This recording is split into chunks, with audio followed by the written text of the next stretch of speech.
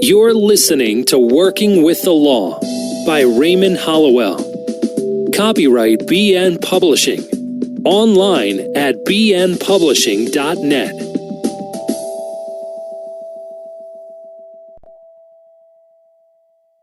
Preface.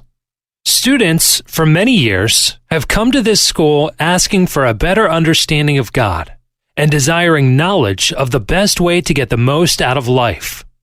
They have heard God spoken of as being afar off, when He is as close to us as the breath we breathe, closer than our hands and feet. They have heard Him spoken of as love, divine mind, divine intelligence, God, Lord, first cause, primal substance, and other names. Being of an analytical mind, I, too, have wanted to know the facts of a truth.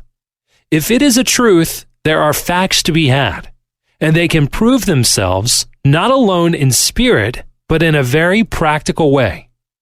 It is my intention to present these lessons simply, without high-minded words or vague statements that sound pretty and promising. The terms above named are all synonymous. They mean one and the same, and I choose to use a simpler name that everyone will understand. I shall call God working in our lives law. Interpreting the law in several ways should bring it more clearly into our way of thinking. Then, as we strive to work with the law, we are living closer to God, and such living brings a better understanding. As you grow in knowledge and are able to form better opinions, do not hesitate to change your views. Remember, the wise man changes his mind, the fool never. There can be no progress without change, no growth without renewal. There must be a constant stream of new thought, better thought, and truer thought to inspire progression in life. As soon as you perceive the better, let go of the old. Grasp the new.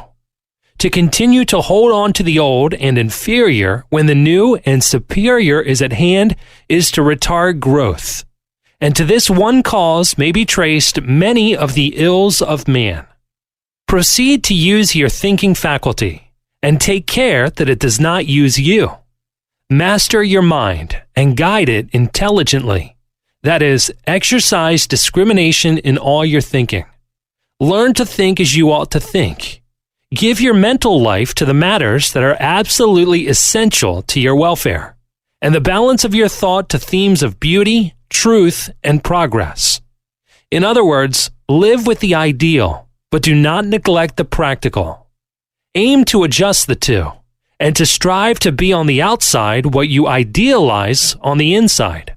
Your thoughts make you, and your ideals, principles, or ruling desires will determine your destiny.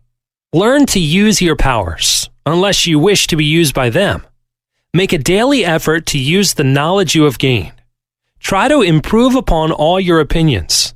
Endeavor to obtain a truer and larger conception of each of your personal views. This process entails effort, but all such mental discipline is highly constructive. It leads to a steady increase of mind power, and it is the mind that matters most among life's actualities. You may occasionally blunder.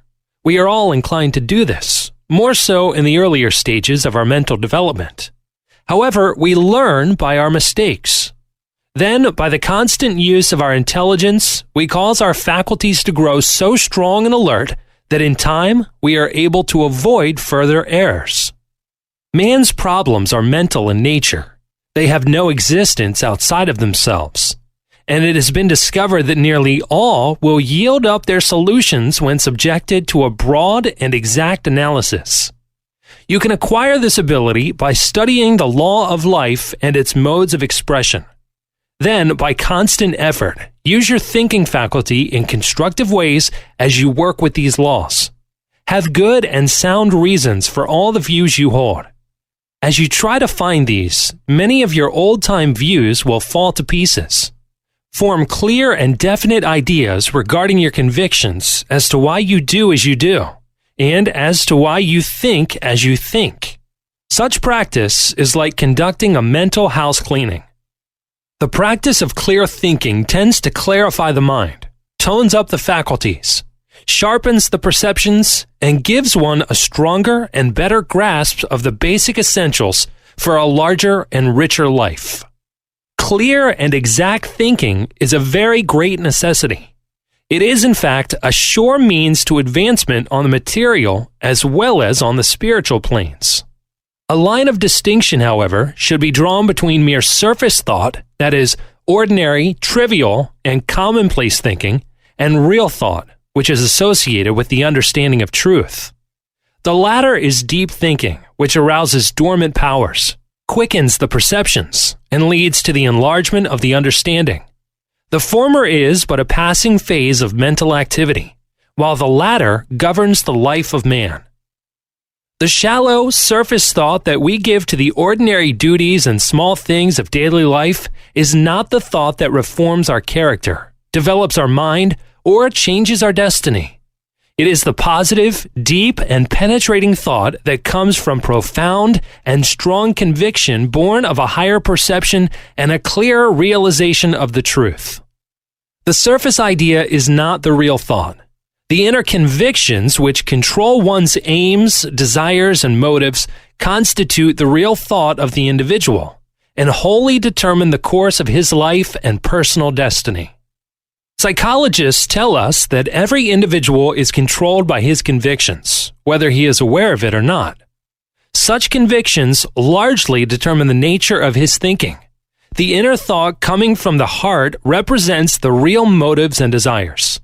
These are the causes of action.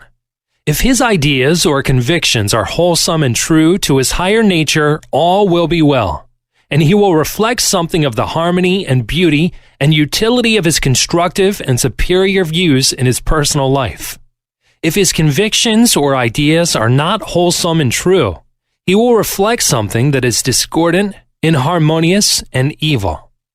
Always make it a point of moving forward in your mind, ever seeking to unfold your power of thought and to develop hidden possibilities. Learn to train the mind to clear and exact thinking. Your ability to do so will grow rapidly by regular exercise and discipline.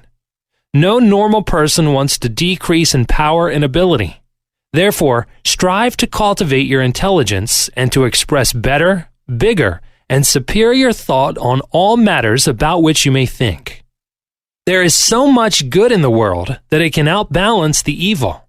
Therefore, you can go on thinking more constructive and good thoughts every day about yourself, your fellow man, life, and all natural things, to be the constant enrichment of your mind and the improvement of your whole being. You cannot get the most out of these lessons by reading them once or twice. They should be read often and studied with scrutiny. You will find with each reading something clearer than before. The author.